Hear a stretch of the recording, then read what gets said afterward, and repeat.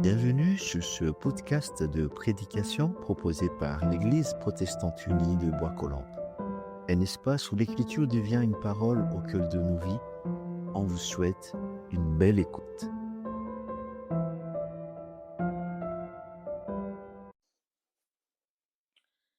C'est encore le temps de Pâques.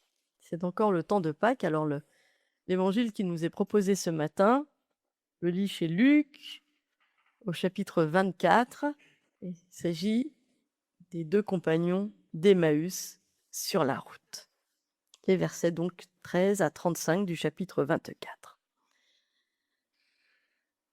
Deux disciples se rendaient à un village appelé Emmaüs qui se trouvait à environ 2 heures de marche de Jérusalem. Ils parlaient de tout ce qui s'était passé. Pendant qu'ils parlaient et discutaient, Jésus lui-même s'approcha et fit route avec eux. Ils le voyaient, mais quelque chose les empêchait de le reconnaître. Jésus leur demanda : « De quoi discutez-vous en marchant ?» Ils s'arrêtèrent, tout attristés. L'un d'eux, appelé Cléopas, lui dit : « Es-tu le seul habitant de Jérusalem qui ne sache pas ce qui s'est passé ces derniers jours ? » « Quoi donc ? » leur demanda-t-il. Ils lui répondirent : « Ce qui est arrivé à Jésus de Nazareth, c'était un prophète puissant.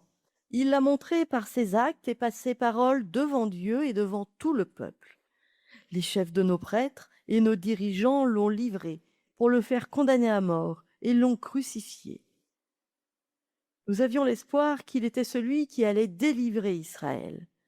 Mais en plus de tout cela, c'est aujourd'hui le 3e jour depuis que ces faits sont arrivés.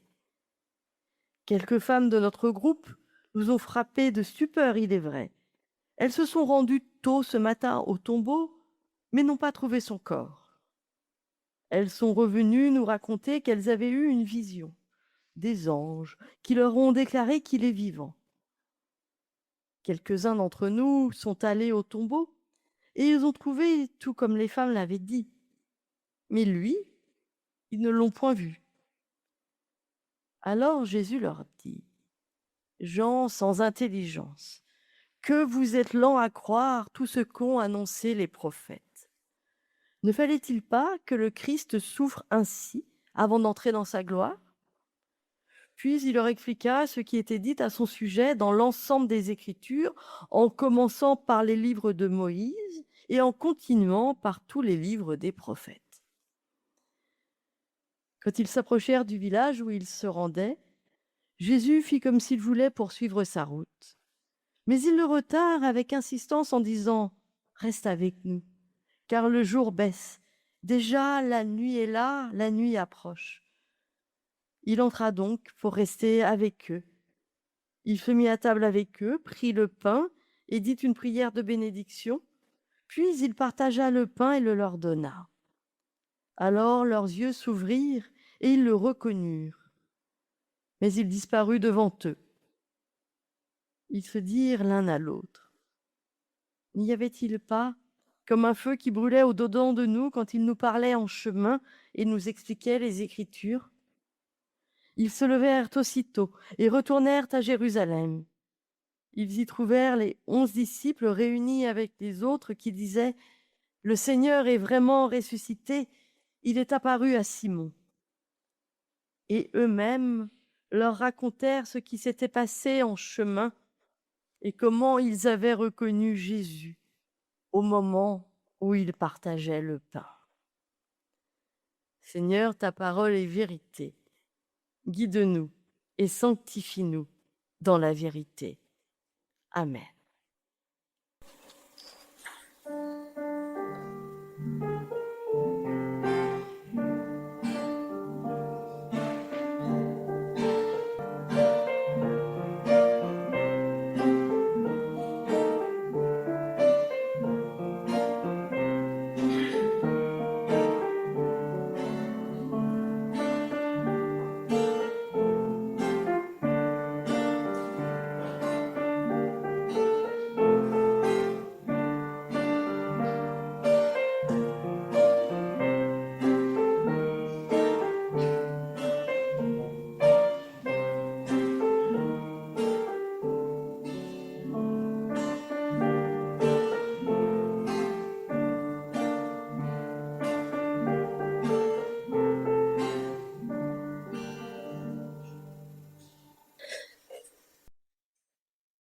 Est-ce que celles et ceux qui n'ont pas de lave-vaisselle peuvent faire un signe?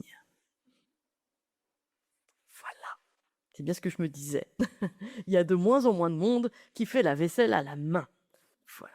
La corvée quotidienne de vaisselle diminue au fil du temps. Sauf que je suis assez sûre que vous n'avez pas toujours eu de lave-vaisselle. Maintenant, les personnes qui n'ont pas eu de lave-vaisselle en étant enfant ou adolescent, est-ce que vous pouvez lever la main? Ah, bah voilà, donc vous savez encore ce que c'est que de faire la vaisselle.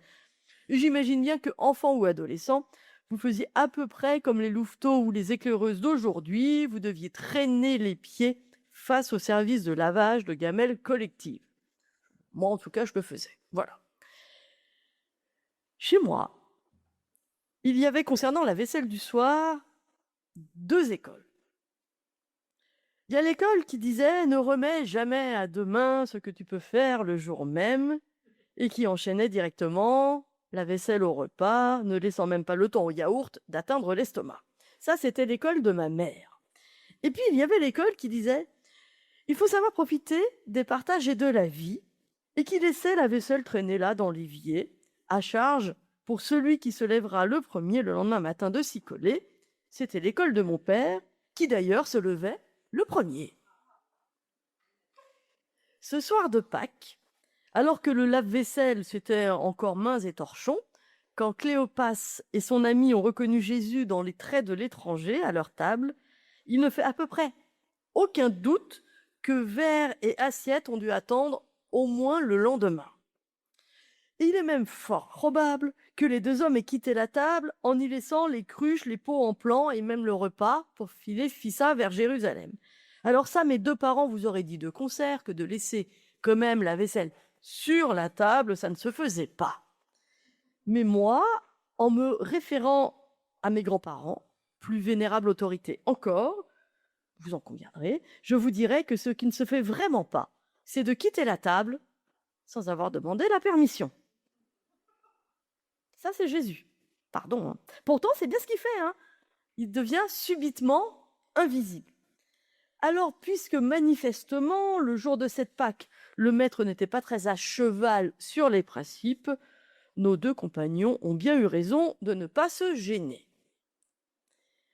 Quoique quand même, ça m'interroge, parce que si on regarde bien le tout premier effet de Pâques chez les femmes et autres premiers disciples arrivés au tombeau, il s'agit de la peur, de la stupeur, et moi je me dis que ce premier effet, s'il avait vraiment agi sur eux, ces 2 compagnons, ils auraient bien pu rester chez eux, dans leur cuisine, à tout astiquer, histoire de bien reprendre pied dans la réalité. Voilà, c'est vrai. Ils auraient pu, comme les femmes, avoir une trouille paralysante ou comme Pierre, être sous le coup de l'étonnement et décréter qu'ils avaient besoin de reprendre leur esprit chez eux, dans leur connu, dans leurs meubles. Mais avec ces 2-là, ces 2 hommes d'Emmaüs, qui pas plus que nous n'avons vu le tombeau vide, nous assistons au second effet de Pâques, pas le premier, le second. Celui qui met en mouvement, celui qui dépasse le... Et il est passé où, Jésus? Est-ce que c'est bien vrai, bien possible qu'il soit ressuscité? Non, le second effet de Pâques, c'est arrêtons de tergiverser et vivons. Cléopas et son ami anonyme, cet ami sans nom dans les sandales duquel nous pouvons nous glisser assez facilement, ont reconnu le Christ. Pour eux, et par ricochet dans le temps pour nous, la question de Pâques devient donc celle-ci. Qu'est-ce que ça change dans ma vie qu'il soit ressuscité, ce grand prophète que je croyais mort il y a encore quelques instants? Eh bien, vous me croirez ou non, mais ce que ça change en tout premier, c'est que leur maison, ce qui porte les traces de leur passé, ce qui était leur cadre de vie, va connaître un énorme désordre, un grand chamboulement, un peu comme si une tornade était passée par là, à l'image de cette vaisselle non faite. Quand le ressuscité rencontre quelqu'un et débarque dans sa vie, ça crée un remue-ménage sans pareil. Le second effet de Pâques, c'est donc un élan vers l'extérieur. La mort aurait dû tout arrêter, tout fermer, tout figer, mais ce soir-là, autour d'un simple repas et d'un geste connu, quelque chose a volé en éclats. Et le mouvement a repris. Les murs de la maison ne les ont pas enfermés. Ils sont devenus passe-muraille, ils se lèvent, ils sortent, ils repartent vers le lieu de leur espérance, Jérusalem, pour témoigner et partager avec d'autres qui peut-être sont encore dans la peur et la tristesse, au moins le temps de leur chemin. Cet élan vers l'extérieur, il est né d'une rencontre personnelle avec le Christ ressuscité.